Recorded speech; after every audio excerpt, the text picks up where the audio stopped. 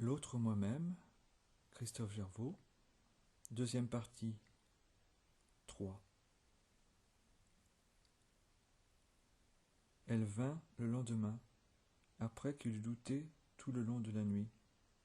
Mais il avait la lettre, et pourtant il douta de l'avoir souvent lue. Elle était longue d'espérance, mais il eut peur d'y croire. Elle vint le lendemain. La pluie de cette nuit avait lissé la rue, les toits, et le jour s'abattait sur la ville inondée aux couleurs trop accrues. Elle entra hésitante, sans deviner rien d'autre que cette première table sous les vitres polies, et sans autre désir que s'y faire oublier. Quand il ne resta plus que son regard sur elle, et qu'elle risqua le sien, Marin comprit qu'elle venait là pour lui. Il s'est assis près d'elle. Il a vu, dans l'excès de lumière que ses traits assagissent, la mesure de ses gestes. Il a su la valeur de ses mots dans le flux des paroles. Elle est restée secrète. Il a montré la lettre, écrite de sa main, qu'elle a voulu relire. Elle a lu de sa voix pour n'être rien de plus que ce qu'il attendait, une voix pour le dire. Il a gardé la lettre signée d'une autre main qu'elle avait envoyée aux côtés de la sienne. Et la rue s'animait. Enfin, ils en parlaient.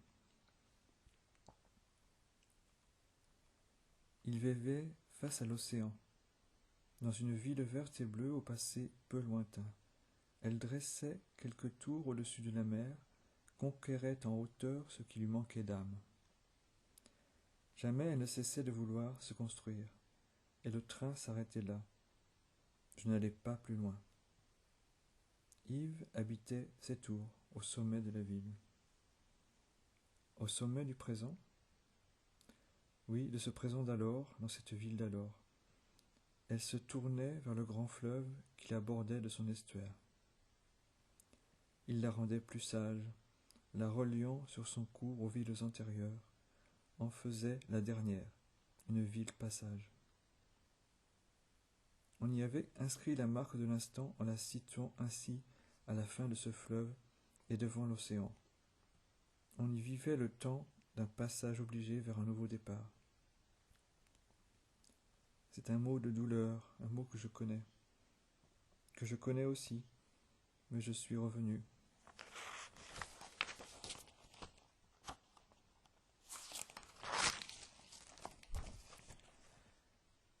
Parce qu'il l'a souhaité, sans vouloir l'espérer.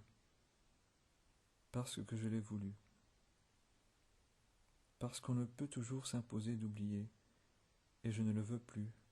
Je veux savoir encore ce qu'il est pour ma vie, ce qui ne cesse pas, dont il est la raison.